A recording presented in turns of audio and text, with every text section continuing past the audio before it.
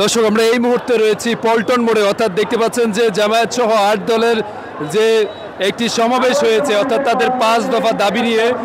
দেখতে পাচ্ছেন যে বিশাল এই পল্টন মোড় কানায় কানায় পরিপূর্ণ।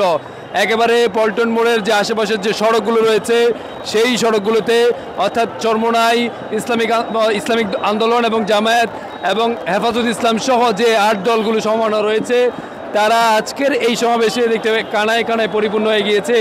ঢাকার বিভিন্ন জায়গা থেকে এই নেতাকর্মীরা এসেছে। এখন প্রায় আমরা দেখছি যে এই আজকের যে সমাবেশ প্রোগ্রাম, যে আজকের যে সমাবেশটি, সেটি কিন্তু শেষ হয়েছে এবং তারা আগামী কিছুদিনের জন্য সরকারকে একটি আলটিমেটাম দেওয়া হয়েছে যে জুলাই সনদ বাস্তবায়ন এবং যে শেখ হাসিনার যে শাস্তি বা তাদের যে বিচার, সেই বিচার কার্যক্রম দ্রুত করার জন্য। এবং সেজন্য কিন্তু আমরা দেখছি যে সরকারকে একটি তারা সময় বেঁধে দিয়েছে এবং সেই সময়ের মধ্যে তারা যদি এই সরকার যদি দাবিগুলো মেনে না নেয়, তাহলে আবারও তারা রাজপথে এসব সমাবেশ করবেন, এমনটি তারা জানিয়েছেন।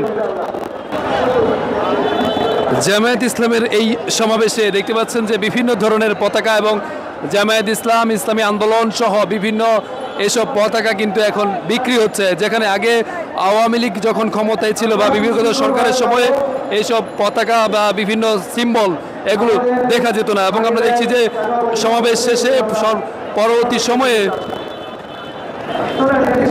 জামায়াতের নেতাকর্মীরা তারা বিভিন্ন আলাপ আলোচনা করছে এবং আমরা দেখছি যে প্রায় এই পল্টন মোড় যেহেতু একটি গুরুত্বপূর্ণ জায়গা, সেই জন্য এই এলাকাটিতে কিন্তু পুরোপুরি যানজট সৃষ্টি হয়েছে। এবং আমরা দেখছি যে এখানে যে ভ্রাম্যমাণ একটি স্টেজ করা হয়েছে, যেখান থেকে নেতাকর্মীরা তারা কেন্দ্রীয় নেতৃবৃন্দ জামায়াত সহ বিভিন্ন ইসলামিক আন্দোলনে তারা বক্তব্য রেখেছেন।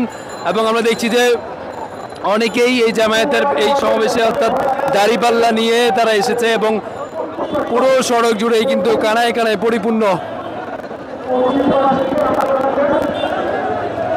পল্টন মোড় নেতাকর্মীদের একেবারে বলা যায় যে কানায় কানায় পরিপূর্ণ হয়ে গেছে। আমরা দেখছি যে এখানে ডক্টর শফিকুল ইসলাম মাসুদ তিনি নেতাকর্মীদের সাথে শুভেচ্ছা বিনিময় করছেন এবং অনেকের সাথে হাত মিলাচ্ছেন।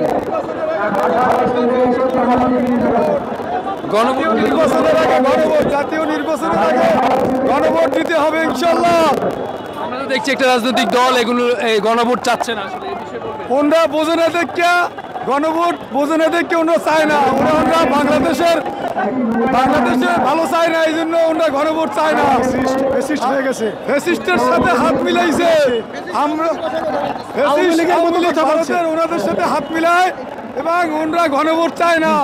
আমরা যারা ইসলামী দল আছে আমরা গণভোট চাই। দর্শক, আপনারা দেখতে পাচ্ছেন যে আমরা শফিকুল ইসলাম মাসুদ সভা এবং অর্থাৎ এখন পুরো প্রোগ্রামটি শেষ হয়ে গিয়েছে এবং সর্বশেষ আপনাদেরকে জানাচ্ছিলাম